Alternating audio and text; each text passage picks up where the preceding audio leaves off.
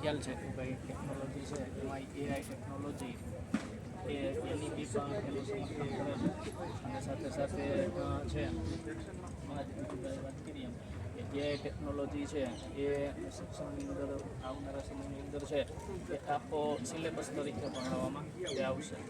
તો એઆઈ ટેકનોલોજીથી બાળકોની જે છે એ શૈક્ષણિક વૃદ્ધિ કઈ રીતે વિસ્તૃત થાય એ માટેનો એક પ્રયત્ન છે.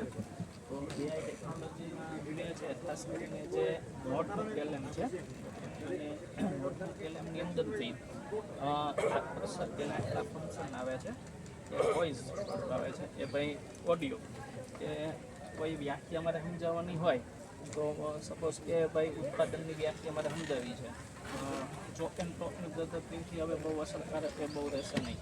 એટલે એ વ્યાખ્યા છે ચાલો તો એ વ્યાખ્યા છે એ કોઈ ફિલ્મ સ્ટારના અવાજમાં એ વિદ્યાર્થીને આપણે એની સાથે શકીએ તો વધુ એને અસરકારક લોંગ ટર્મ યાદ રહેશે. પછી માઇન્ડ મેપ છે, આ રીતનું માઇન્ડ મેપ છે એ આવે છે. આ રીતે બતાવી મારે આ એપ્લિકેશન નથી, ફ્રી વર્ઝન છે. જોકે પેઇડ વર્ઝન પણ આનું આવે છે, પણ આપણે શિક્ષણ માટે ફ્રી વર્ઝનનો ઉપયોગ દરેક સામાન્ય શિક્ષક છે એનો ઉપયોગ છે એ કરી શકે. જોકે આનું પેઇડ વર્ઝન પણ આવે છે પણ એ જરૂરી નથી બાળકો માટે. આના એટલા ફંક્શન આવે છે. આમાં જો આમાં છે ઓડિયો પહેલાં, પછી આ માઇન્ડ મેપ બને છે. ફોર એક્ઝામ્પલ કે મારે બાળકોને અર્થશાસ્ત્રની અંદર આર્થિક પ્રવૃત્તિ અને બિન આર્થિક પ્રવૃત્તિ સમજાવવાની છે તો એનો સુંદર મજાનો માઇન્ડ મેપ છે એ બની જશે. ભાઈ આર્થિક પ્રવૃત્તિના બે પ્રકાર છે.